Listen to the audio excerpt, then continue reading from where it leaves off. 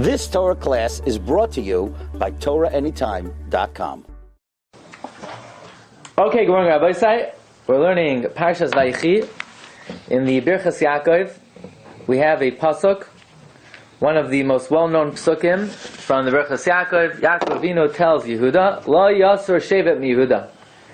The staff will never be removed from Yehuda, u'mechoykek, and the law stick mibein aglav, from between his feet, ad ki yavai Shiloi, until Shiloi comes, v'lo yikahas amim, and to him will be the assembly of people. Okay, so this is a rather mysterious pasuk, that the staff will never be removed from Yehuda. What staff is this referring to? What law-giving stick is this referring to? And the Gemara says in Masechta Sanhedrin, on Daf Hey, number 3, Kedetanya, we learned in the Brayso, Lo Yasser Shev Yehuda. Says the Gemara, it's not referring to kings, it's not referring to rulers in the traditional sense, but rather Elu Roshei Golios. This refers to the Reish Galusa, Shevabavel, the leaders of the Exilarch, the leaders of Babylon, Sharoidin es Yisrael, that they dominate, they rule over the Jewish people, b'shevet, with a staff. It refers to the political leaders of the Jewish people in Bavel. Umechoykek mibein raglav. What does it mean? And a lawgiver. Elu b'nei banav shel Hillel.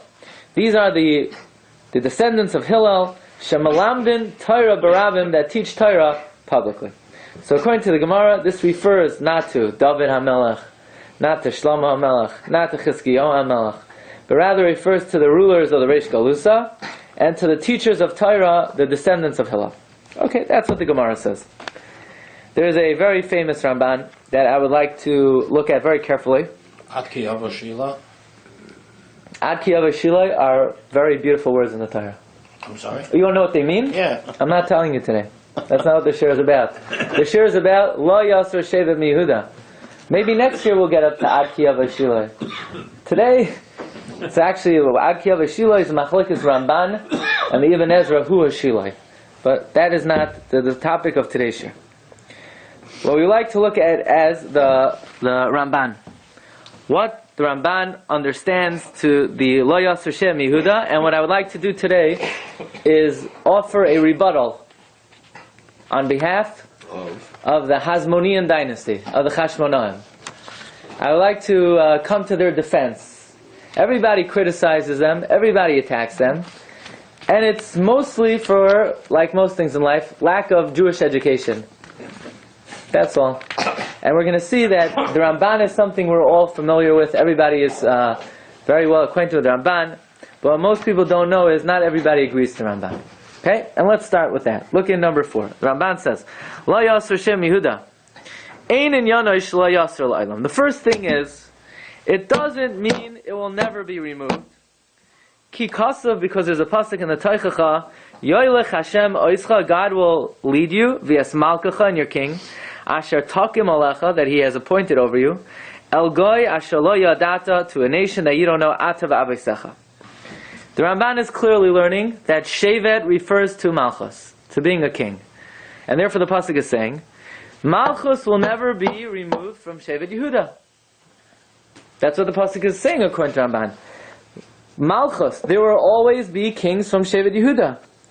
Says Ramban, it can't mean in the literal sense there will always be kings from Shevet Yehuda, because we know in the Teichacha God says that I'm going to take you out of Israel and I'm going to take your king out as well. So obviously there won't always be kings.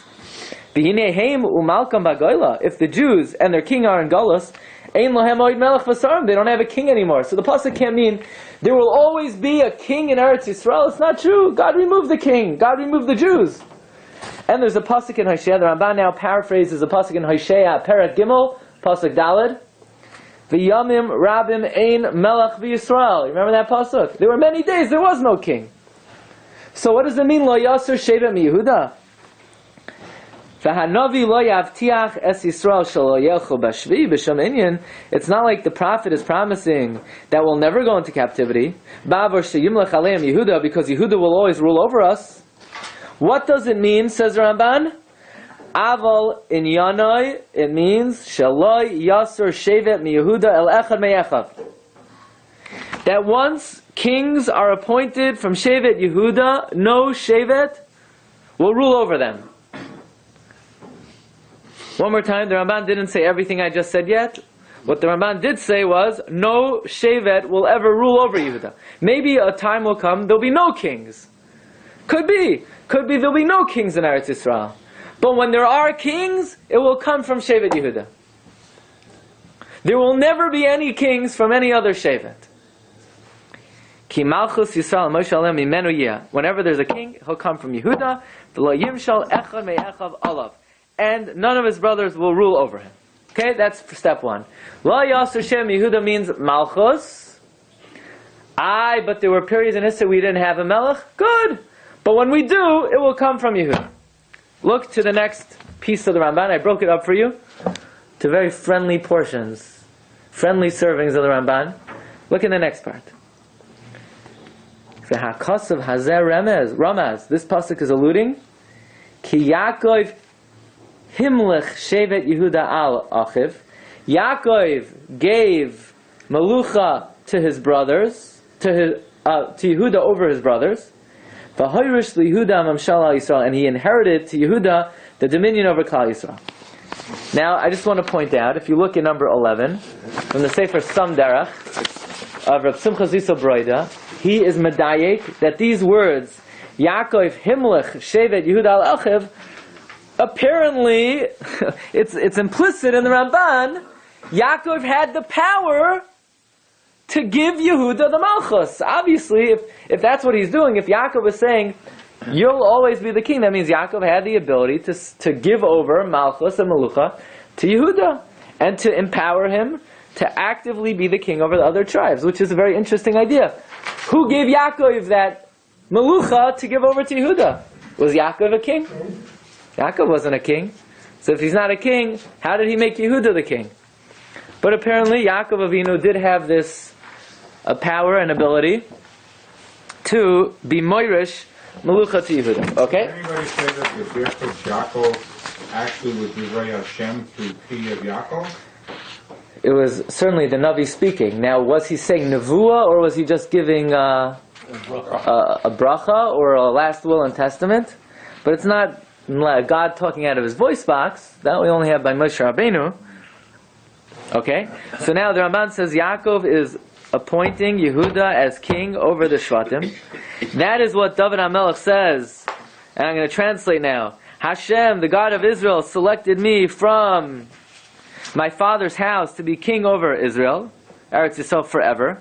Because Ki Yehuda Bachar Lenagid, Hashem selected Yehuda as a leader. Uve Beis Yehuda, and out of the family of Yehuda, Beis Avi, my father's family, and the children of my father, and me to be the king. Now the Ramban is bothered by a question, and this is very important. Why does Yaakov say it will never be removed? Yaakov should say it will be given. Why does he use it why does he express in the negative? It will never be removed. He should say it will be. The answer is to show that doesn't mean there won't be kings from other tribes. There will be kings from other tribes. But once Yehuda has it, then it will not be removed. For example, there was a man by the name of Shaul. You ever hear of him? Yeah, he didn't come from. Shaul did not come from Shevet Yehuda. He was from Shevet Binyamin. So but Yaakov Avinu says, whenever they're kings, they'll come from Yehuda. No, he didn't say that. He said, once Yehuda has it, lo yasser, it won't be removed. But he didn't say Yehuda will always have it. You see the difference? Yaakov Avinu didn't say Yehuda will always be the kings. He said that it won't be removed from Yehuda, which means it could be there'll be many hundreds of years before Yehuda has it that he won't be the king. But once he has it, then it won't be removed. V'amar lo yasser, lermois, ki yimlech shevet achar Yisrael. There will be another shevet that rules over Klal Yisrael. Aval me'es sheyachel lios Yehuda shevet Malchus. Once Yehuda has the staff of Malchus, lo yasser mimeno shevet achar, will never go to another shevet. Look at the end of the next line. Isn't it very strange Yeah. that if Yaakov wants Yehuda to have the Malchus, if we use this interpretation, or once he has it, it'll never be taken away, why wouldn't Yaakov have said he should have the Malchus all the time? Why should we worry about having another one than having a merit or whatever, and then having him take it over? That creates problems. Okay. So now let's discuss the kings who ruled before Yehuda took over. Okay. So it says Ramban Aman. The last word on the line is the Inyan. The Inyan Shaul Haya. What's Pshat in Shaul? Shaul didn't come from Yehuda. The answer is Kibavur Shadvar She'elas Hamalchus Zeh Nisavet Zakash Baruch Hu. Did Hashem like the request in the time of Shaul when the Klal Yisrael said, "We want a king"? Ten lanu melech kachal hagayim. Hashem was not happy with that request. So therefore, Hashem did not want to choose a king from the shevet that the melucha will come once it's given to him. It will be theirs forever. Because the Rebuttal was not happy with that request. And the Rebuttal knew at that time the Melucha would be temporary. And he would have to take it away. So the Rebuttal didn't want to give it at that time to Shevet Yehuda because it wasn't the right time. And if he would have given it to Yehuda, it would have been complicating things. Because we know once Yehuda has it, Lo Yasser La'olam. So the Rebuttal had to give it to a different source, a source that he would be able to take it away from. He didn't have to give it at all. He says, V'nasan lohem Malchus Shah. He gave them temporary Malchus.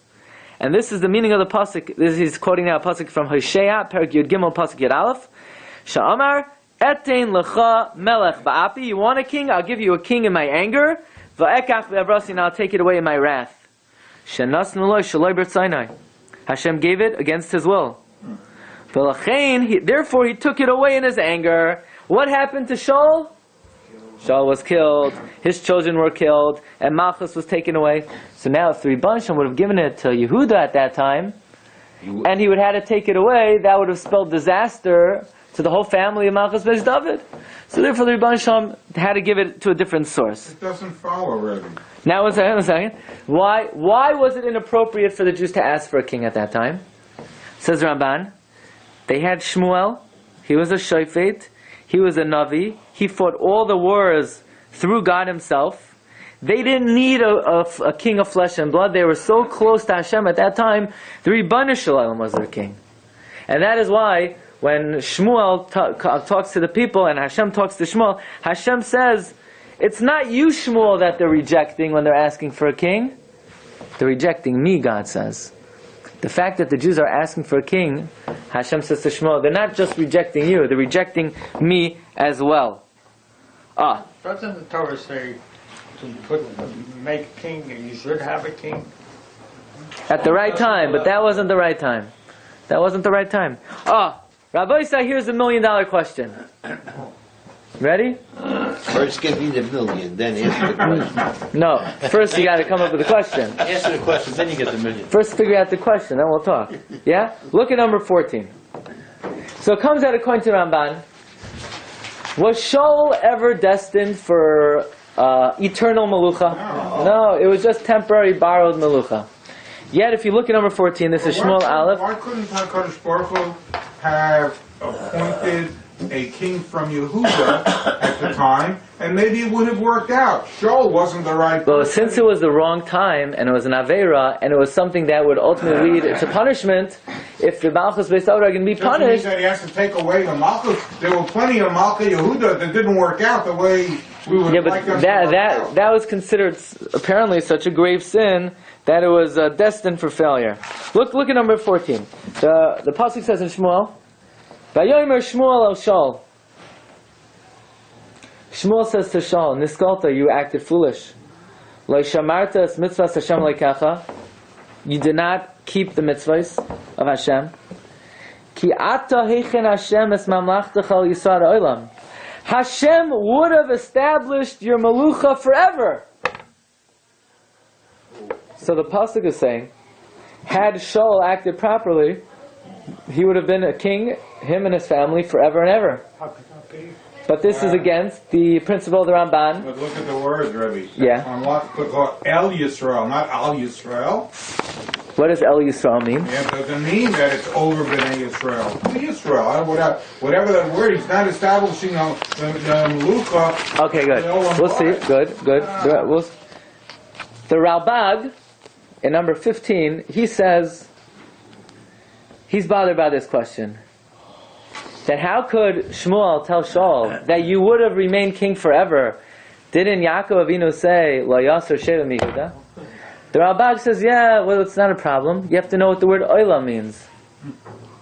What does oila mean? Forever. Well, we find in the Torah, va'avadai li oilam. No. Until Yovel. Until Yovel, 50 years. 50 years. Or, Chana says, my son will stay in the Beis HaMikdash ad oilam. What does it mean, forever? It means for a long time. All Hashem was telling Shaul, all Shmuel was telling Shaul, is if you would have acted properly, this would have lasted longer. Not forever, obviously not forever. Lo yasser sheva miYehuda. But the Ramban doesn't like that answer. The Ramban says, forever is forever. So what is the Ramban? Now look carefully. We're now in 5 lines from the end of the Ramban in number 4 in piece Beis. Okay? We're in the second little bit of the Ramban. Number 4, the Ramban, piece Beis, 4 lines from the end of that piece. Uma she'amar HaKasav. And what the pasuk says, Niskalta, that Shmuel tells Shaul, you acted foolish. Lo shamarta es mitzvos Hashem. You did not watch the mitzvah. You did not keep the mitzvahs of Hashem asher tzivach. Ki ata hichin Hashem es mamachta chal yisad oilam. Shem lo chata haya lezaroi malchus v'yisol lo yal kulam. The Ramban has a very unique approach. Shem lo chata. If Shaul would not have sinned, haya lezaroi Malchus Yisrael, they would have ruled over Jews, loy al kulam, but not over all Jews. V'zetam el Yisrael, like Rabbi Yosef said. That's why it doesn't say al Yisrael. El Yisrael means, yeah, Shaul would have been king. He would have been king over his shul. You ever see you ever see this? They say this Rav, he has a Malchus. Malchus? What's his Malchus? He has a minion. That's his Malchus. So Shaul would have been the king. Some people are lucky if they could be king in their house. That's the hardest thing. but they would have been the rulers over Shevet Binyamin or whatever. Or he says, Ulai hoya malchal shiftei imoi. Maybe he would have ruled over the Shvatim of his mother, Binyamin, Ephraim, and Asher. Because anyway, Yehuda and Ephraim are like 2 separate nations. But it doesn't mean Shaul would have been the king over Klal Yisrael. By the way, the Abarbanel has choice words for this approach, but that's what the Ramban says. The Ramban says, it doesn't, where do we find Melech El Yisrael? So therefore he says, it's clear, it never meant he's going to be the king over all of Klal Yisrael, just over some Jews. Here we get to the fun part. You ready? And we were going to do this last week, but we're still working on it. What about those Hasmoneans? You ever go on the tours in Israel? Everything, this was built by the Hasmonean Empire. Like the guy, like anybody ever asked him if he checked it out or so, But anyway, what the Ramban says, look in Gimel. Ulefi daiti, it is my opinion. So this is very interesting. What about after David and Shlomo? I mean, how long did the Malchus Beis David last? Well, you had David, you had Shlomo, and then already Shlomo's son, Rechavam and Yeravam, it broke off. So Yeravam came from Shevet Ephraim, good. He came from Shevet Ephraim. All the Malachim that ruled over Yisrael after that were not from Shevet Yehuda. Says the Ramban, they did the wrong thing. Ulefi daiti, hayu hamalachim hamolchim al Yisrael mishar hashvatim. The kings that ruled over Klal Yisrael from the other Shvatim, Achrei David, Oivrim al das avihem. They were violating the desires of Yaakov, umavirim nachala, and they were usurping inheritance. Yaakov gave the Yerusha of Melucha to Yehuda. So the question is, what did they rely on? What were they saimechan? They had to have an opinion to be saimechan. There was a Navi by the name of Achia Hashiloni. Who is Achia Hashiloni? He lived a very long time. He was Miyotzei Mitzrayim, and he was the Rebbe of Eliyahu Hanavi. And Achia Hashiloni said that he lived from the time of Mitzrayim all the way up. Yeah, he lived for many hundreds of years. And he anointed Yeravam. Now, it doesn't mean he anointed him with oil. It just means he appointed him, because only the Malchei Yehuda were anointed with oil. And Achia Hashiloni said, I will afflict the descendants of David, but not forever. That means he gave a prophecy that Melucha would be temporarily removed from David. So listen carefully.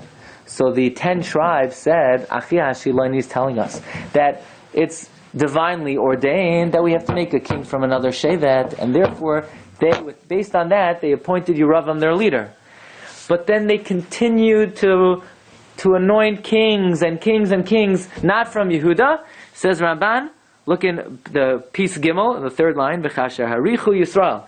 When the Jewish people kept on laham lechalem mishar shatim, to make kings from other shatim, melech achar melech, king after king, v'loy hayu chayzim malchus Yehuda, and they did not revert, they did not return it to Malchus Yehuda. Avru al tzavas hazakin, they were violating the command of Yaakov, v'nen shubehem, and they were punished. Like the Navi Hosea says, Himlicho, they made a king, v'loy mimeni, but not from the right tribe.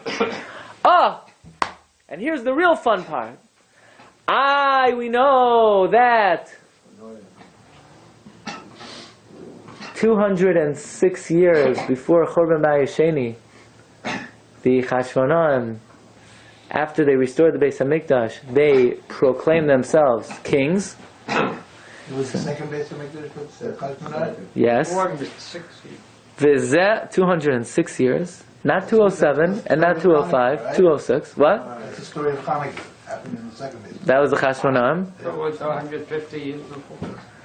206 years. V'zeh haya oynesh hachashmonaim. This is why the Chashmonaim were punished. Shemalchu b'bayesheni. Now the Chashmonaim, says Ramban, were holy Yidden. Ki hayu chasidei elyon. They were very pious. Bil malahim, if not for them, nishtakchu at Torah v'amitzvos miYisrael.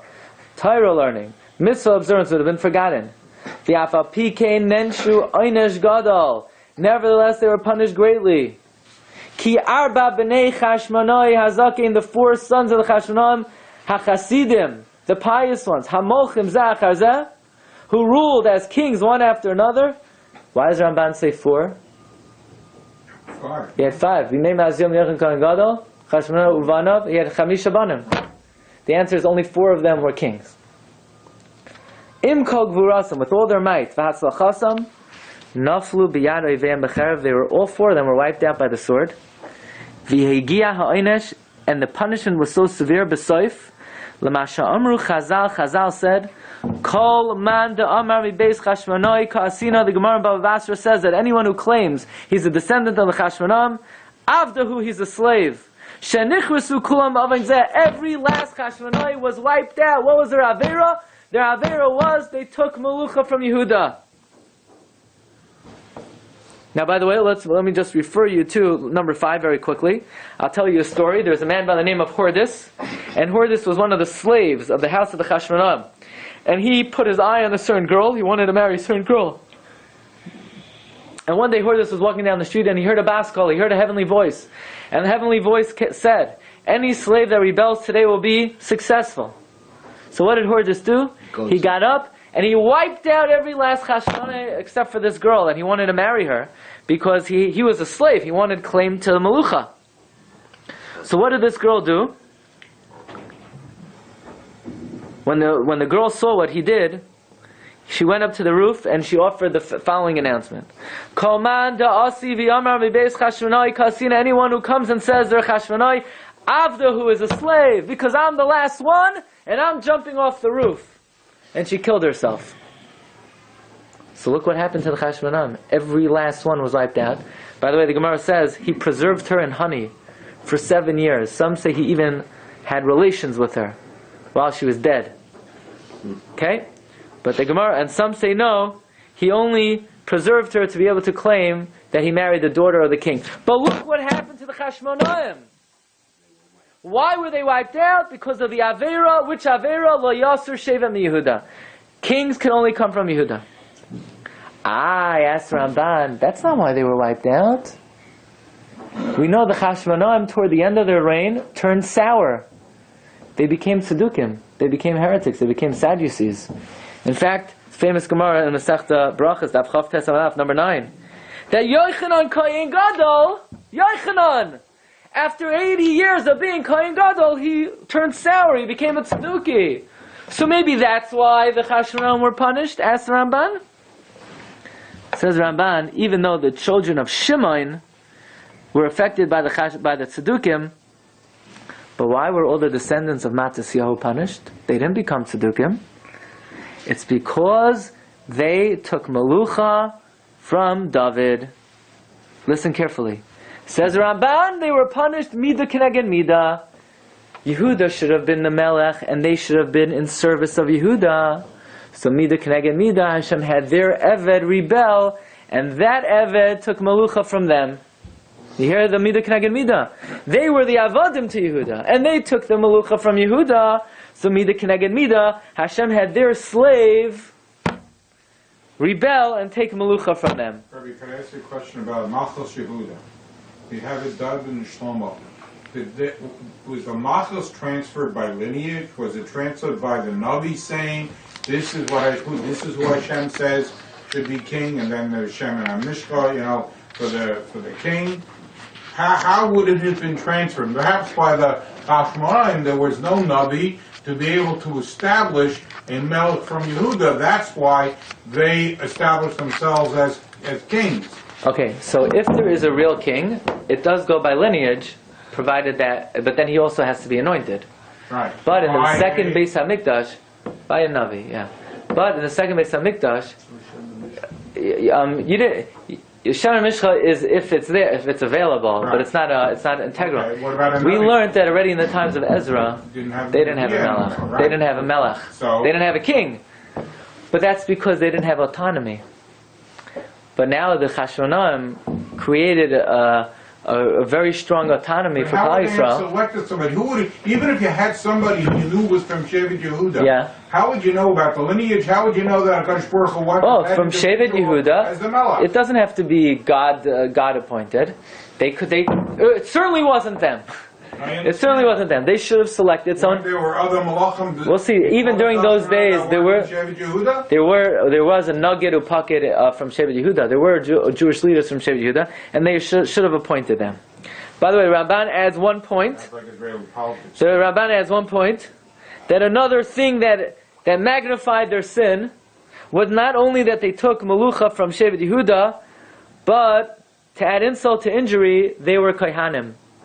And Melucha is something that's not appropriate for Kohanim. And the Ramban feels this is even implicit in the Psukim. Because when Hashem warns the Kohanim, when Kohanim are warned, Tishmeru es kihunaschem, l'chol devar ha-mizbeach, Kohanim need to be dedicated to the Avodah in the Beis HaMikdash, not to political power. And therefore that enhanced and magnified their Avera. But it's very clear from the Ramban that the Chashmonaim sinned. Yeah? And I'm sure you're all familiar with the well-known comments of the Chassam Sofer that are brought down in the biography, the official biography of the Chassam Sofer, the Chud HaMeshulash, and also in the Sefer Tamei HaMinhagim, that the Chassam Sofer once was asked, why is there no Masechta on Chanukah? And the Chassam Sofer said, well, who wrote the Mishnayos? Rabbi Yehuda Hanasi. And Rabbi Yehuda Hanasi was from Shevet Yehuda, from the descendants of David HaMelech, and Chanukah was made by the Chashmonaim, and they took the Melucha, and therefore Baruch HaKodesh, Rabbi Yehuda Hanasi was not happy with the Chashmonaim. He didn't like what the Chashmonaim did. The Chashmonaim took away the Melucha of his family, and therefore he said, well, you're taking away my Melucha, I'm leaving you out of the Mishnah. Even though they brought back the Beis HaMikdash. Yeah. And by the way, even though that's how some people say it over, in the Sefer Shas Tshuvas Maharitz, he brings down, it's not that Rabbi Yehuda Hanasi had a personal vendetta against the Chashmonaim, but he was doing it l'shem shamayim, like the Ramban says, the Chashmonaim did an avera by taking away the Melucha. This is the well-known perush of the Ramban, that the Chashmonaim did an avera. What does it mean? Again, let's just review. What does it mean, Lo Yasser Shem Yehuda? It doesn't mean there'll never be kings from other Shvatim. V'haraya Shal HaMelech was a king. It just means Lo Yasser. Once they have it, it will never be taken away. And all the kings that did take it away, they did the wrong thing. Yeravam, and so forth. And the Chashmonaim, look what happened to them, they were wiped out. And this is something that we're probably very familiar with. But the rest of the Shiur, I venture to say, we've never heard before. And that is, many Rishonim do not agree with the Ramban. And many Rishonim say that this is not how to understand the pasuk of Lo Yasser Shevet Miyehuda. The first to disagree is the Ran. The Ran in the Drashas Haran in number 12. You got it? Number 12?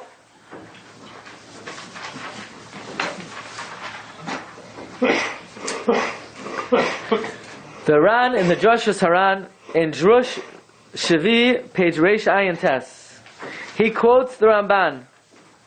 And then, about 14 lines down in number 12, the first word on the line is V'hamechaykeik. You see that? In the middle of the line it's V'divrei Teimahim. What does the Ran say about the Ramban? V'divrei Teimahim. It's an appella. It's a wonder. Number one, if Yaakov Avinu is giving a prophecy that Lo Yasser Sheva Miyehuda, right? He's prophesying. He's prophesying. He's saying that in the future I see that Melucha will never be removed from Yehuda. Does anybody know how long did Melucha last in Shevet Yehuda? Just 2 kings. 2 generations, David and Shlomo. What happened to Yaakov Avinu's nevuah? What kind of nevuah is that? It didn't happen. It never really happened. It will never be removed? What do you never be removed? David, Shlomo, and then it was removed. I mean, if you're going to learn it's a haftacha and a nevuah, well then the haftacha and nevuah never happened. Yaakov's promise didn't come true. Now you say, what do you mean it didn't come true? Anyone who violated it got punished. Yeah, they got punished. That just means that's the way it was supposed to be. But Yaakov Avinu didn't say, by the way, let me tell you how things should be. Yaakov Avinu says, let me tell you how things will be. What do you mean will be? Didn't happen that way. Only 2 generations, David and Shlomo. And by the way, I want to refer you now to the Abarbanel in number 27. Now, if you remember the shiur we gave from the Abarbanel last year, or the shiur we gave on Monday, we read many pieces of Abarbanel. We didn't read this piece, number 27, and that's nageh for today's shiur. And that is, the Abarbanel asked the same question. Vayechi safek b'zenegda. I have a big question on the Ramban. Kinei lo yasser shem Yehuda eno mitzvah v'azhara l'shar achim. Aval hu havtacha. V'im heyoyz shehamolchem b'Yisrael over mazeh.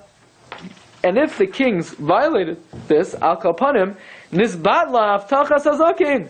The promise of Yaakov was batel. V'lei niskayma was never fulfilled. Only for David and Shlomo. Ve'ein roi loimer shal oisay zman muad nibe hazakin. You're telling me that his prophecy was about such a short span of time, just David and Shlomo? Says the Ramban, I can't accept that. Right, thank you. The Abarbanel says I can't accept that. So therefore, what is the explanation of the Ran? And the explanation of the Ran will differ than the Abarbanel. Look on page 2, the left-hand column.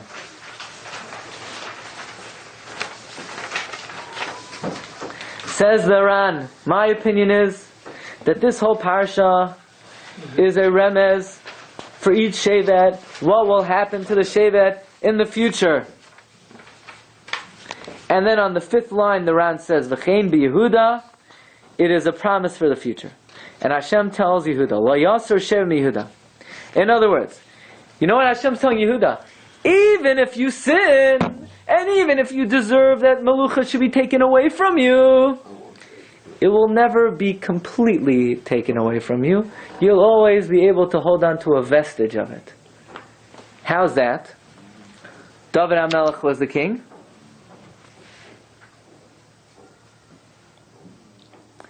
Like Hashem says to Shlomo, because you did this and you didn't keep my promise and you didn't keep my mitzvahs, I'm going to rip the Melucha away from you, Shlomo. But not in your days, for the sake of David, I'll rip it away from your children. So what Yaakov Avinu is telling Yehuda is that even when the kings of Malchus Beis David sin, their sins will never take away the Melucha from them forever. Just like when Shlomo sinned, God did not remove the Melucha from him. And even from his children, yes, there were malachim over Yisrael, but there were also malachim over Yehuda. So it broke up. Klal Yisrael split into two: the Malchei Yehuda and the Malchei Yisrael. So you say, what do you mean? But there are kings from other tribes. Says Iran. Hashem didn't say the king of the Jewish people will only come from Yehuda. It just means the Malchus will never be ripped away from him completely. There will always be some remnant of Malucha among Yehuda. And therefore, says the Ran continues, during Bayis Rishon, there were always kings from Shevet Yehuda. Until the end. Until for 410 years, until the end of the 410, there were kings from Yehuda. You had David, you had Shlomo, you had Rechavam, you had Chizkiyahu, you had Menashe. They were wicked kings. You had Achaz, you had Tzidkiyahu, you had Yechaniah, you had Yehoiachin. These were all kings. Now, what do you mean? The majority of Klal Yisrael is led by other kings? So what? Lo Yasser Sheva means in other words, Yaakov is saying, I'm giving you Melucha, and never will it be completely removed from you. Maybe you'll only maybe you only have 1%, 2%. You might only have a chunk. You only have a little piece. But that's how the Ran understands it. What about the Chashmonaim? Chashmonaim did absolutely nothing wrong. They had their own section there, right? I mean, they didn't do anything wrong. Was there somebody from Yehuda that was a king in his own little Listen why. Hashem never promised that kings will always come from Yehuda. Hashem never promised. Listen carefully to what he's saying. This is a historical point of interest. The Chashmonaim were not Jewish kings. They were not appointed by the Jews. They were appointed by the Persians and the Romans. They were not acting on behalf. They were not representatives. It's not like the Jews got together and said, "You're our king." No, the Chashmonaim gained such political power that the Romans and the Persians gave them over authority. So they're not Jewish kings. They're Persian kings. Did God ever? Before they were autonomous. So if they were autonomous, weren't they really kings? It's one thing maybe to have been appointed, but if they became autonomous... That's what I said. But the Ran does not agree with what I said. After they conquered Greece, weren't they independent? That's what I would say, and you'll see that's what the Abarbanel says, and many others, but that's not what the Ran says. The Ran says they were appointed by the king of Paras and Rome. When did Paras take over? It was the Greeks, and then? It was the Romans. It was the Romans. Well, we know the Ramban didn't come until years later. No, but the end of the Chashmonaim dynasty. The end, but what about? They made a covenant with the Romans. That's later. That was the end of their dynasty. In the beginning, apparently, the Ran learns that Persia, the Greeks were some kind of branch of the Persians. Let's read what he says. This is in paragraph that says, "Ve'ein mi malchei Chashmonaim al zeh kush klal." What the kings of the Chashmonaim did is not a question at all. Hashem never promised that the president of the United States is going to come from Shevet Yehuda. Did Hashem ever promise that? Did Hashem promise that the president of Russia is going to be from Shevet Yehuda? No. Hashem promised Jewish royalty will come from Yehuda. Third line, Hashem never promised that no power, no rulers will ever come from Yehuda. The kings that ruled in the second place, it was not independent authority. They were just acting as puppets from the politicians of Rome and Persia. Okay? And therefore, this is the approach of the Ran. It doesn't seem that the historical descriptions... We're going to see that Abarbanel does not agree with this. Abarbanel does not agree with this, and that is not certainly what we ever spoke out before. But again, the Ramban learns, Lo Yasser Shevet Mi Yehuda means kings will always come from Yehuda, as soon as they start. Once they start, not including Shaul, once they start, kings, I was taken away, it was wrong, and they were punished, look what happened to them. So the Ran doesn't like that, the Abarbanel doesn't like that, because how could it be that the prophecy only lasted 2 generations? By the way, just to defend the Ramban never said that when Yaakov said Lo Yasser Shem Yehuda, it was a prophecy. Yaakov wasn't giving prophecy. It was a tzava. It was a command. Lo Yasser Shevet. Whether it will be or not, if a father gives a last will and testament, I want you to do this, the kid might not do it. And in fact, the kids didn't do it. And who said he had the authority to do it? But the Ran's question is, well, then his prophecy didn't come true. The Ramban never said it was a prophecy. The Ramban said it was a tzava, it was a command. They violated the das of Yaakov Avinu. The Ran, however, learns Lo Yasser Shem Yehuda is a prophecy. The prophecy didn't come true. Absolutely it did. How is that? There were always Jewish kings from Yehuda. Throughout Bayis Rishon, not only, not exclusively, but also. Lo Yasser means it will never be removed. Okay? And then we'll see the Abarbanel's pshat after the break. Okay? Okay, Rabbi, so welcome back to part 2 of today's Shiur. We're discussing the pasuk of Lo Yasser Shem Yehuda. We learned the Machlokes, the Ramban, and the Ran. The Ramban learns it means Malchus will never be removed from Yehuda from the time that David HaMelech took the Malchus. Beforehand, it was not the right time yet. And afterwards, anyone who took it was acting inappropriately. The Ran learns no. Those who took it after were not acting inappropriately. The Chashmonaim were not really kings. They were acting on behalf of the Persians and the Romans. Rabbi said what we want to look at now are the comments of the Abarbanel in 2 different places on Tanakh. First, the Abarbanel on Shmuel Aleph Parak Tes, and then the Abarbanel on this week's Parsha. And this year I heard Rabbi Reisman give on a Chumash Shiur. He gave like a 5-minute piece on it, and he gave some good Maramakoimos, including this Abarbanel in Sefer Shmuel. And the Abarbanel, who we gave biographical information about him in the past, but very briefly, he was born in 1438, in the year Ratzach, and he passed away in the year Chasar, in the year 1508. And the Spanish Inquisition, which was in 1492, is the year Mizare Yisrael Akab Tzenu. Mizare is 1492. Mizare means to be scattered. Okay, so Abarbanel, who will see something amazing about him personally. Abarbanel is wondering about the appointment of Shaul to be the king of Klal Yisrael. And Abarbanel is discussing, was this okay? Is this permitted? And he quotes the Ramban, and he adds explanation to the Ramban. Why does the Ramban learn, says Abarbanel, that Lo Yasser Sheva Yehuda refers to Malchus? This is Abarbanel number 13. Well, even though says the Abarbanel, the Ramban feels the word Shevet refers to the Shevet HaMelucha.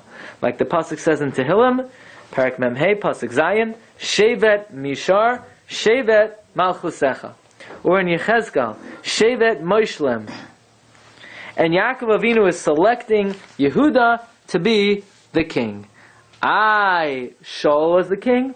Like the Ramban said, at that time it was inappropriate, and therefore the Rebbe Shalom gave it to someone who he would be able to take it away from. However, says Abarbanel in number 15, on the 5th line, Ani achshav she'ein hadavar kedivreim, I vehemently disagree with the Ramban. V'sheyakov v'berchoisav loinasan hamemshala v'hamalchus El Shevet Yehuda. Yaakov in his brachos was not giving Memshala and Malchus to Shevet Yehuda. And says Abarbanel, I will explain this on many accounts. And the Abarbanel goes on to ask 8 questions on the Ramban. And I'm only going to tell you about 7 of them. Okay? I'm not giving you everything. You want all 8? You're going to have to go to someone else. I'm only going to give you 7. Look at number 16. In number 16, the Abarbanel says, question number 1. The word Shevet has nothing to do with king. Shevet is a staff. The word Shevet includes all types of dominion and power and rulership. Not only the rulership of a king, The teacher also has a shevet. A stick just denotes authority, but doesn't necessarily mean the authority of Malchus. If Yaakov Avinu was trying to give the shevet of Malchus, he should have said, Lo Yasor Malchus mi Yehuda.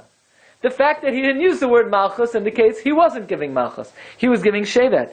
And even the proofs that the Ramban brought that shevet means Malchus are proofs against him. Because the Psukim in Tehillim, shevet mishar, shevet malchusecha, means there's something called shevet malchusecha, but there's something called shevet not malchusecha. The word shevet does not only refer to malchus. And he says, why do we have to believe him? He says, Uma lanu lahavin ledvar. Why do we have to believe the Ramban about this? There's a pasuk that says, I spoke. Hashem says in Shmuel, Hine hadavar dibarti es achad hashifte yisasher tzivisi l'rois es ami Yisrael lemar ma'adua loy banisum libayis. Right? So we do not have to accept this idea that shevet refers to Malchus. Number two, that's question number one. Question number two. Does anybody know who was the first king of the Jewish people?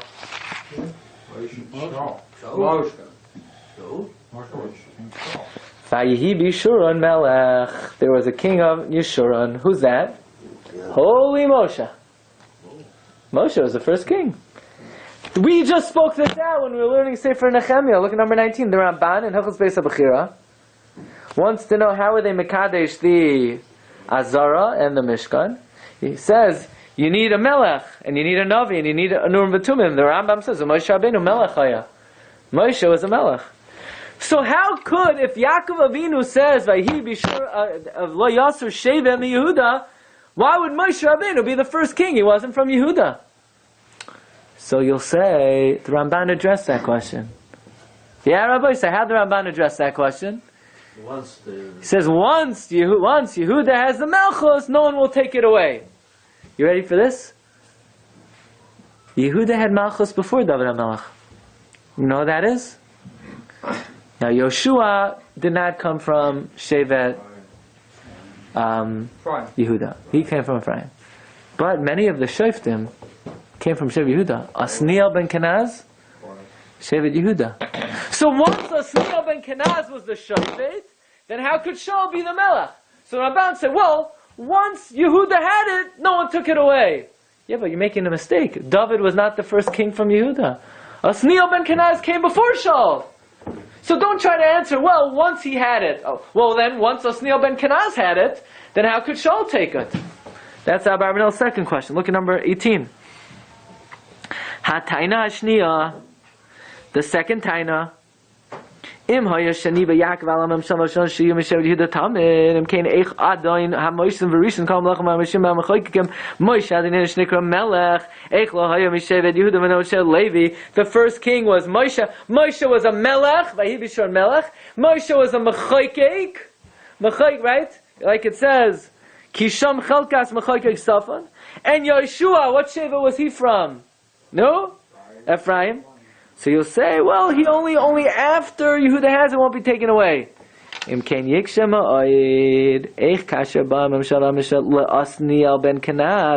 the way, Asniel ben Kenaz, let me introduce you to this person, Asniel ben Kenaz.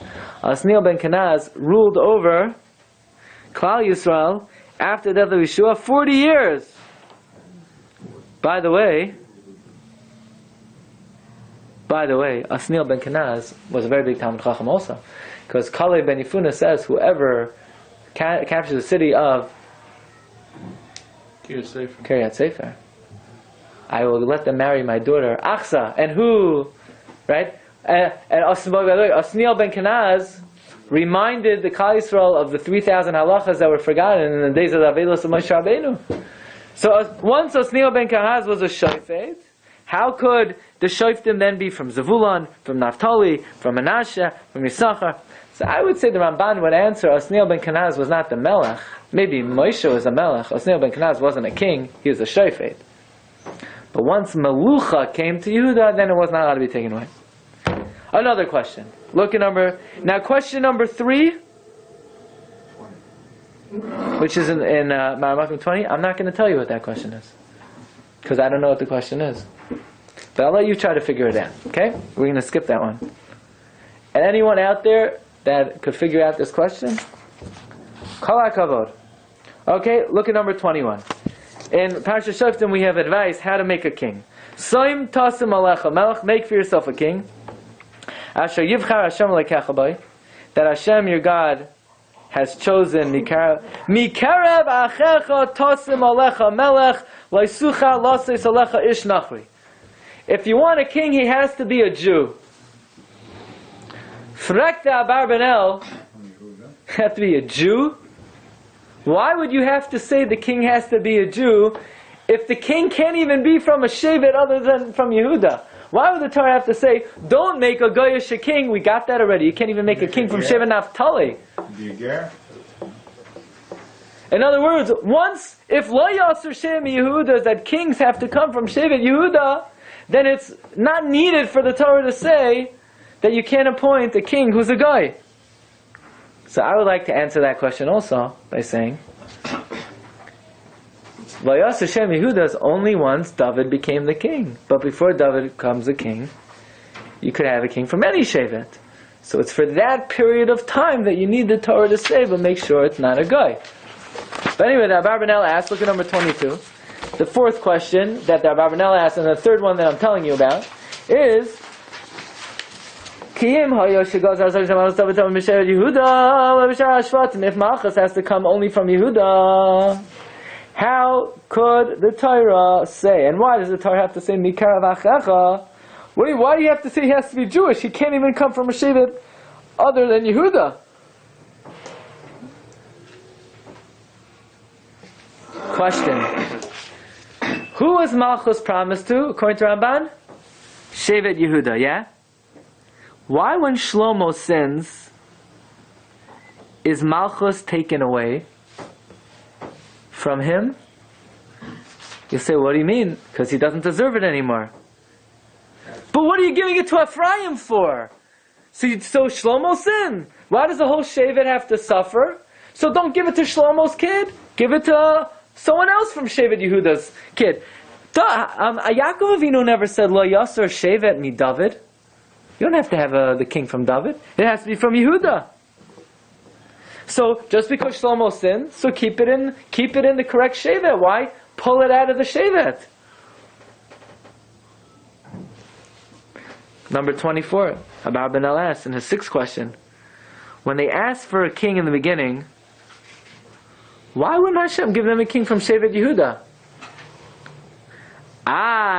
Because Ramban says that the question that Klal Yisrael asked for at that time was inappropriate. Says Abarbanel, you know what I feel about that answer? Who das batal? It's nonsense. Ve'en loy b'ma sheyismach. Who sinned at that time? Only Shevet Yehuda sinned? All of Klal Yisrael.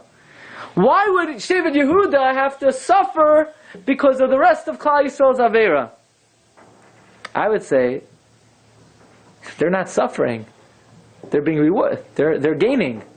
Because Hashem is going to choose a king from Yehuda and ultimately punish them, they're going to have to forfeit their rights to be king. So Hashem is rewarding them by picking a king from a different Shevet. This way, Shevet Yehuda doesn't suffer. But that's the question of the Abarbanel. And in the seventh question,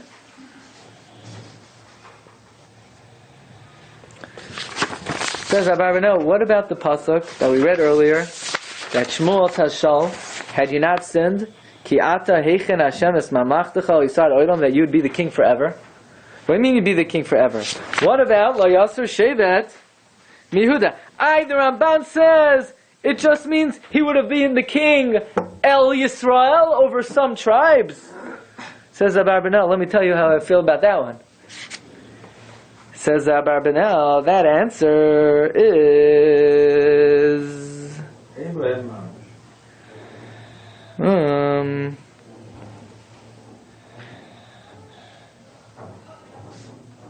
he says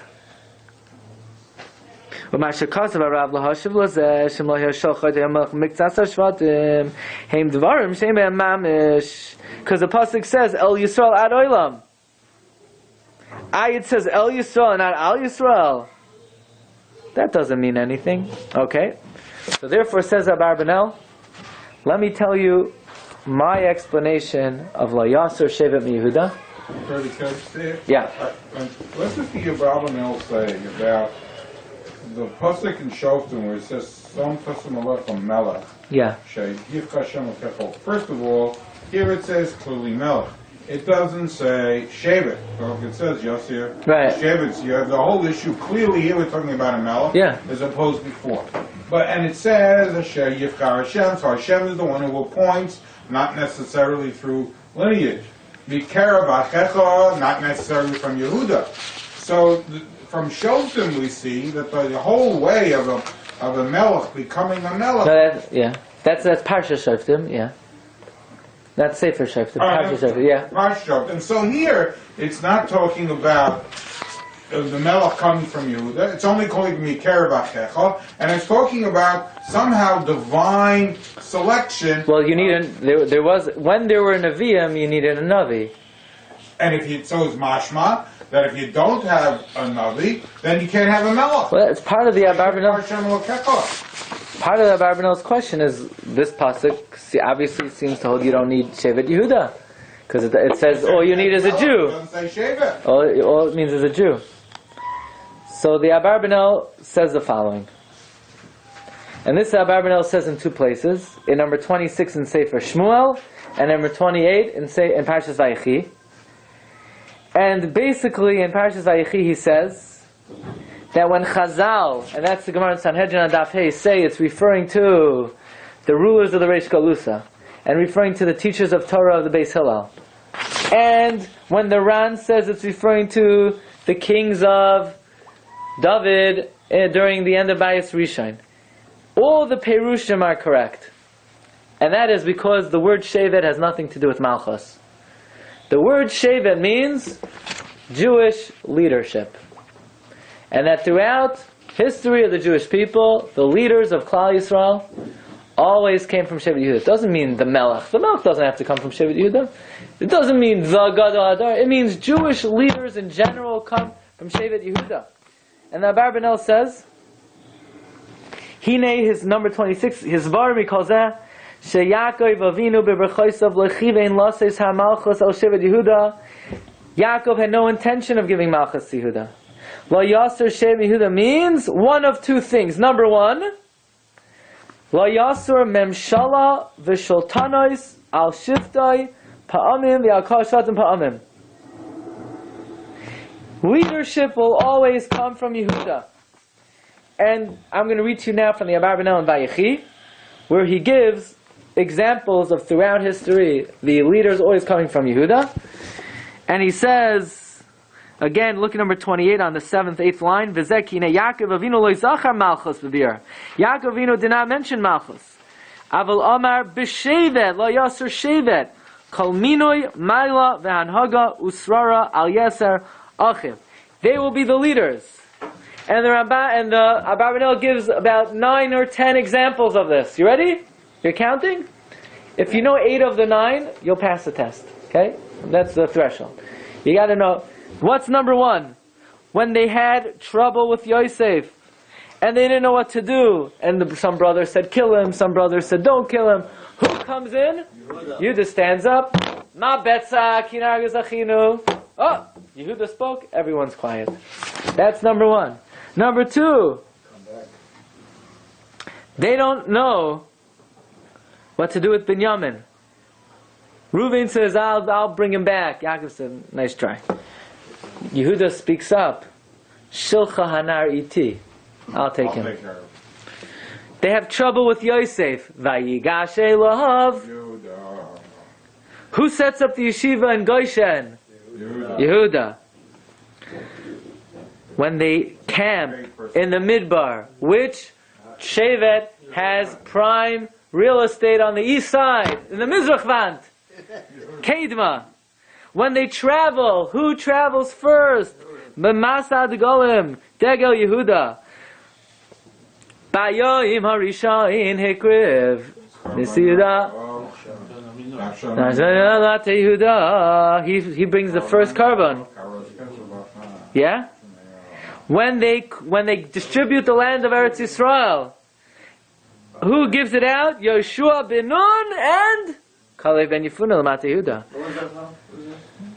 When they distribute Eretz Yisrael, when they conquer the war, Hashem commands who goes up first.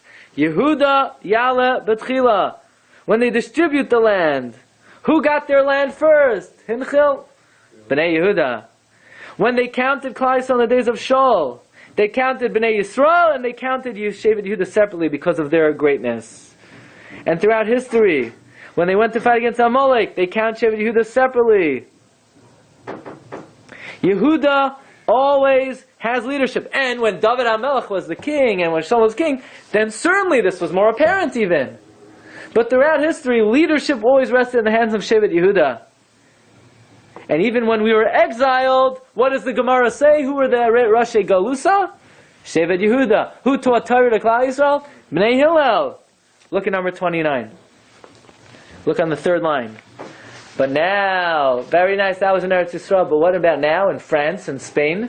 Says the Abarbanel, V'chein haya hadavar gam hayoim. Even today, the Golos ha'arach hazeh, in this long Golos, ad Sarfas, whether in France, the Golos Yushalayim, whether in Jerusalem, Asher B'Sfarad, whether in Spain, right? Ein safek shanasiyim anagidim asher hayu ha'malachim ha'kilos v'manim ha'bnei. There is no doubt that the Jewish leaders, even today, hayu, not rubam, hayu kulam mizara beis David. They are not only from Shevet Yehuda, they're from David's family. Lekayim layasem Yehuda. The Chashmonaim.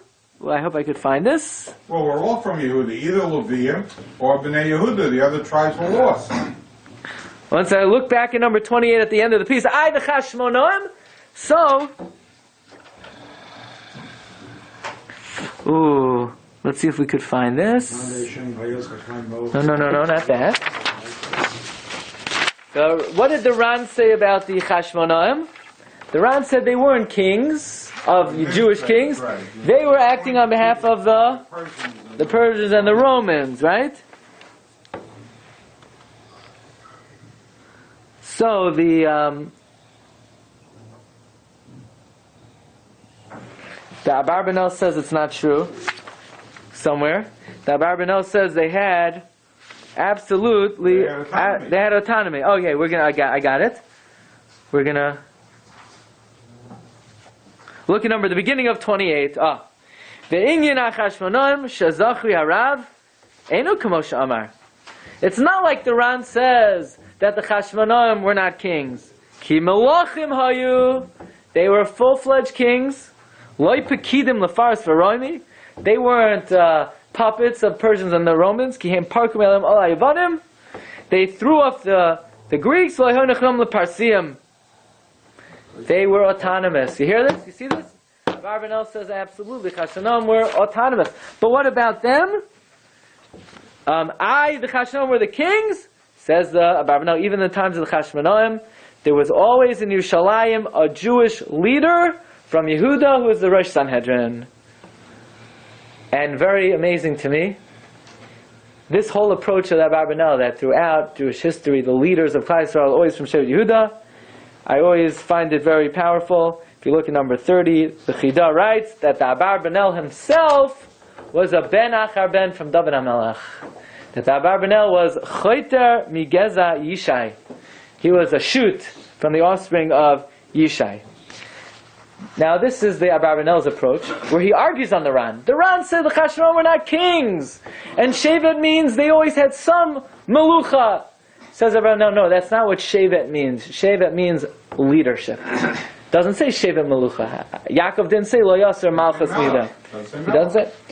But then the Abarbanel in Sefer Shmuel offers another explanation, and that is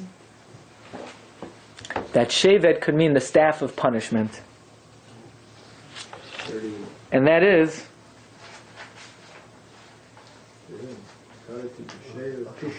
that throughout history, Shevet Yehuda, they're exiled, they're punished, right? The Shevet Yehuda went down to Bavel. Shevet Yehuda was always under the staff of Oynesh, of the Goyim. Now, Rabbi say, there's another explanation that the Abarbanel gives, and hopefully, Bezos Hashem, we could find it. We learned here that the heads of Sanhedrin were always Yisachar, and now the heads of Sanhedrin are from Yehuda. We learned the Gemara that says that the Paiskim always come from Yisachar or Levi. So I saw the Ben Yehoyada says it doesn't mean always, it means most of the time. So when was not? When was not was during the times of the Chashmonaim. That the Rosh Sanhedrin came from Asha, 100 years before the Churban. 1 second. Okay, so we only have today Yehuda and Levi, so... Oh, Gavaldik. And at the end of number 26, don't miss this one, there's another thing. Lo Yasser Shem Yehuda. And that 7 lines from the end. That even though in the end of days, many of the Shvatim will go lost, and not only will they go lost, they will be eliminated from our people, and they'll go off to other religions. Shevet Yehuda will last forever until Mashiach comes as loyal Jews. That's another explanation of Lo Yasser Shevet Yehuda. And that's what we see today. It's our tradition that Ruba de Ruba of Klal Yisrael are from Shevet Yehuda today. By the way, I just want to add one more thing before we come to the grand finale. Says Abarbanel, why was it though that the first king of Klal Yisrael was Shaul HaMelech from Shevet Binyamin? Well, the answer is we have a principle of Mekimi Me'afar Dal, that kings, that Rebuttal Shem lifts up from the dust the poor, and since Shevet Binyamin was the Shevet Nivzeh because of the Pilegish Begiva, and in terms of numbers, and in fact we find Shaul himself was very humble. He says, Anochi Miktane Shivtei Yisrael. So therefore it was God's practice to make the first king of Klal Yisrael from Shevet Binyamin. Ma'ir Rabbi so it comes out both according to the Ran. The Ran learns, let's just review. There are three-way machlokes. The Ramban learns, Lo Yasser Shem Yehuda are kings. What do you mean? What about Shaul? No, once Yehuda has it, what about the fact that it was taken away? Yeah, they all did wrong. They all did wrong. Chashmonaim did wrong. That's why they were wiped out. The Malchei Yisrael were incorrect. But then Yaakov Avinu's Nevuah didn't last long. Who says it was Nevuah? It was a tzava. Then we have the approach of the Ran. The Ran learned, Lo Yasser Shem Yehuda means there will always be kings once they start. But doesn't mean they'll be the only kings, the exclusive kings. They'll always maintain some semblance of Malucha. Shaul. No, he didn't start yet. The Chashmonaim didn't do anything wrong. And anyway, they weren't real kings. The Chashmonaim were just the emissaries of Paras and Rome. And then the explanation of the Abarbanel are the Jewish leaders always come from Shevet Yehuda. So it comes out both according to the Ran and according to Abarbanel. The Chashmonaim never did anything wrong. So here we are, we're only a few days after Hanukkah. We've come to defend the Chashmonaim. They were Chasidei Elyon. And if not for them, the Torah would have forgotten. And not only that, they didn't do anything wrong. Like Mr. Caro asked, so why were they wiped out? The Gemara says, anyone who says they come from Chashmonaim is a liar, because this girl was the last one and she jumped off the roof. Comes with Tzaddik HaKoyen, and he says, they weren't wiped out. Take it literally. The Gemara says, anyone who says they're Chashmonaim is a liar. That's right. Anyone who says they're a Chashmonaim is a liar. But the Chashmonaim, they knew who they were. But nobody would ever claim it because they were afraid of Hordis. So anyone who had the audacity and the courage to say it means that he comes from Hordis and he has nothing to be afraid of. But the real Chashmonaim would never say it because they're afraid Hordis would kill them out. It doesn't say, Ein lanu she'eris mechashmonaim. It says, Kol ha'omer mi beis Chashmonai avdehu. Look at number 33. Reb Tzaddik HaKohen says in the Sefer Resisei Laila, Ubar be'enai Dema sh'amru d'lo yishtayer minei, that which the Gemara Bava Basra says nothing left of them. Ein ritzaynam loymar d'lo nishar legamri mehem. It doesn't mean there was nothing left of them. V'chalila, heaven forbid, Misha Asa Tshuva Gdola Azos, the ones who performed this great salvation, their descendants should be destroyed. The Ramban says it's because they took Malucha. It's not a good enough reason, he says. Why would they be punished so severely? Aval barar be'enai. It's clear in my eyes, says Rebuttal HaKain, the hakavana, the meaning is, Shloi nishtayir mizarei bepirsum. There are no obvious members of the Chashmonaim anymore. There is no one who will claim publicly they're a descendant of Chashmonaim. Because, what does it mean that he killed all the Chashmonaim? He killed all the ones he thought were Chashmonaim. And those who were killed, they were punished. And the other Chashmonaim hid. And they didn't publicize that they were Chashmonaim. And because the Malchus of Hordis lasted for 100 years, and during all those times the Chashmonaim were afraid to say they were Chashmonaim lest Hordis kill them, so therefore anyone who was a Chashmonaim would never say so. And anyone who would say so obviously comes from the family of Hordis.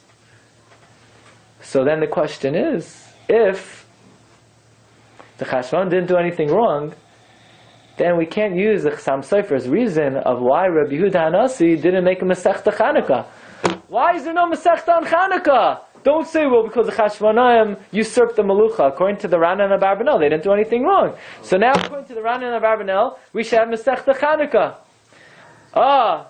Says Rav Ruvain Margolis, you know why there's no Masechta on Chanukah?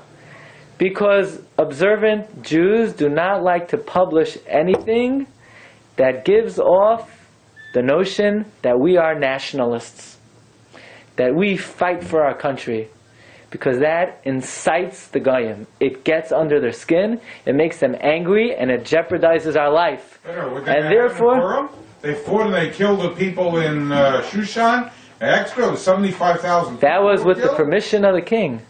But this was rebellion. Well, this wasn't nationalism. This was rebellion. That's right. And therefore, listen to this. It's existential. Therefore, the Chachmei Yisrael did not allow a Masechta on Chanukah, lest it incite the Goyim. By the way, I'll let you know that I once saw that Rav Henkin writes that why in yeshivas do they not learn Nevi'im? Because the Chachamim were afraid that would give too much feelings of nationalism and patriotism to the country. Why we don't serve in the army? Yeah? What country? The Eretz Yisrael. So that's what Rabbi Margot suggests. That's why there's no Masechta on Chanukah. Chanukah is something that we celebrate it, we keep it to ourselves, but to have a separate book, that they were afraid would be, look what he says. Kain lo shana inyan. By the way, he gives many examples of this, of things that were omitted from the either Torah Baal Peh or other Masechtas. He has a whole list of them. He says, "Kain lo shana inyan Chanukah v'chosab b'mishnah b'oid asher lehuchos Purim comes down mechedash shezel asher kol ke'elu." Everything like this, hayu l'moiras ruach haramam. It bothered to no end the Romans. Can you imagine if the Romans heard that we have a book about how we rebelled against them? Shechashum kinyanim politium chagigas hanitzan halaumi.